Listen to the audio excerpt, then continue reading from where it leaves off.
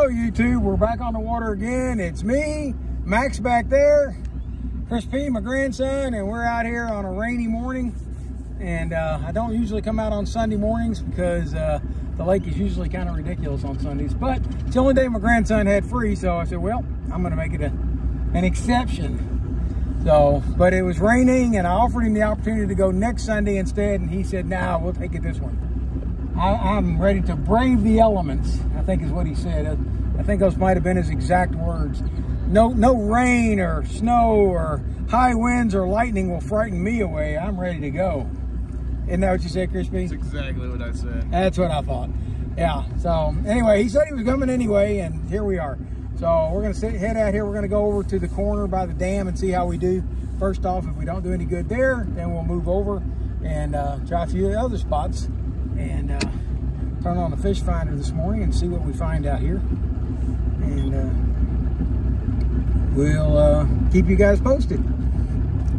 By the way, my garage, I finally got it all cleaned out. Now I'm moving everything from the old rod and reel repair room down to the new rod and reel room. So I'm hoping I can get that done in a couple of days. We'll see. And then we should be able to get back to where we were. And Max is back there playing with old lures. He's finding in cup holders. Don't stick a hook in yourself. Oh, by the way, my wife got her first hook in her hand this week. And for a non-fisherman, that was a traumatic experience. And she buried it deep, but it's one of those big black hooks that we've been using. It was still had the barb on it, but it did not go past the barb. So fortunately, we were able to just slip it right back out. And she has somewhat forgiven me, I think, at this point. And you think no? You don't think so, Crispy? Well, she loves me anyway, I think. And what you looking at? Dead fish? Dead fish. Dead fish. Okay. Well, hopefully they're not all dead out here. Somebody's already in my spot, it looks like, or maybe they're further over this way. I guess we'll see when we get over there. And we're gonna wind this thing out, and I'll get back to you later. Hey, we got a fish on. I don't know, it doesn't look like it's a big fish, but it's a fish.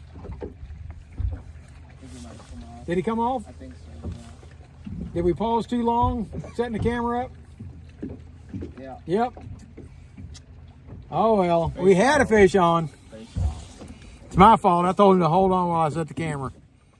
Okay, we're in spot number 3 of the day, and it's probably our last spot. It's cold, it's wet, and we're not getting any bites. So we're probably gonna call it quits, but I did want to cover a couple of things.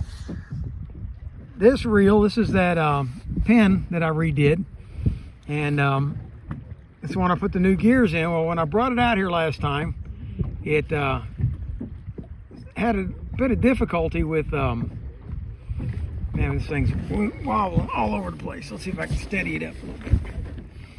There we go. That ain't helping. Anyway, it felt, no matter what happened, when you wound it in, it felt like you were dragging a log or a tree every single time. Whether you had a fish on or whether you were just winding in your hook, it always felt the same, like you really had a heavy load on.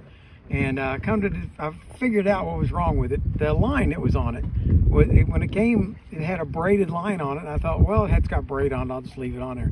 Well, that braid, it was like somebody had put on like an 80-pound test. And it had actually stiffened up to the point where you could cut off about an 18-inch piece of it and stand it straight up in the air and it wouldn't flap over. So that was the cause. I changed it out to some nice 10-pound line, and I've wound it in several times today. It's performing beautifully. All right, and this is that Ozark Trail reel, and I did change out the handle on it. I wasn't crazy about the handle that came on it. That's a $14 Walmart handle that I bought off of the internet, and